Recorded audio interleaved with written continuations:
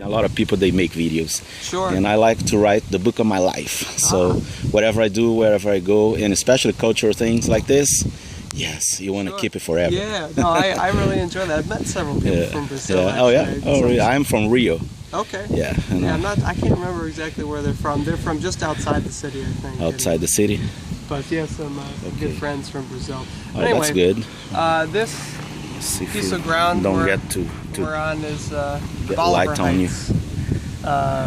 This is the site of a number of different Civil War battles, 3 of some note.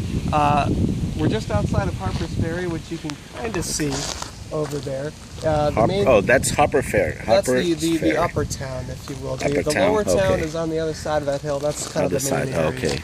Harpers Ferry changes hands 8 times during the Civil War between North and South. So there's a lot of conflict in the area. Piece of ground we're on right here, as I said, sees at least 3 battles. The largest of them is in 1862, and it ends with the largest surrender of United States troops during the Civil War. You mean the Union? Yes. All right. Yes, sir. How many troops, you know? 12,500 Union soldiers surrender up here, yeah. 12,000 soldiers just surrendered?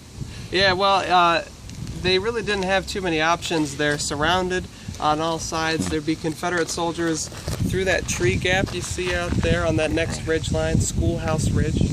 So there's Confederate soldiers over there stretching from river to river. There's Confederate soldiers up on Maryland Heights over there, as well as on Loudon Heights, which you can see. So this was a real deal spot for the battles during the Civil War. Yes, sir. No very large battle, and so the largest amount of casualties here are the soldiers that surrendered. There's not a lot of killed and wounded because there's not a lot of big charges, grand charges like you have at, say, Gettysburg or Antietam. Right. Much more bloody than this battle is here. The conflict that takes place here in 1862 directly influences the Battle of Antietam, which comes soon afterwards. Right. This happens in September 13th, 14th, 15th, 1862. The Battle of Antietam happens 2 days after the surrender here.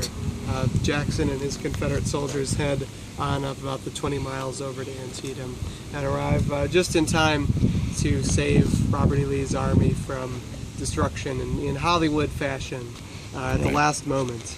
Wow. So the Union soldiers, they certainly don't give up without a fight. They're surrounded for about 2 days here before they surrender, and there's really nowhere for them to go. They're completely surrounded. You mean like right here where we are now? Yes, sir. The Union line would extend both off to my left and to my right as far as you can see.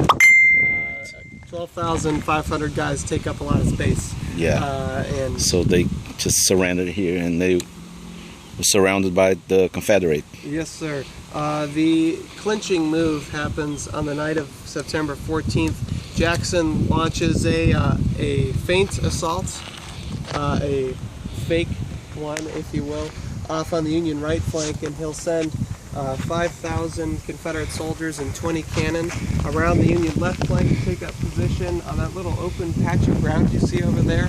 That's the Chambers Farm. That's part of the park. You can go visit that today. They can now fire directly into the rear of the Union position up here, and critically, they're on the same elevation. The Bolivar Heights ridgeline kind of slopes downward off in that direction. Jackson isn't going to attack this way because, as you can see, we're quite a ways up from where they are.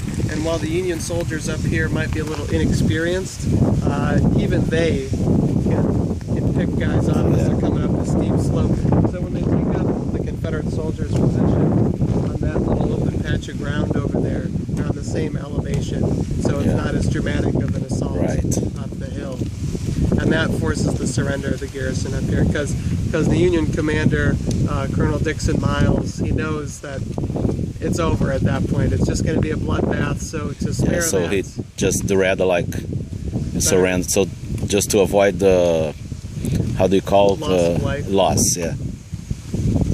So, like they say, casualties. Yes, exactly that. Wow. You can say whatever you want to say, because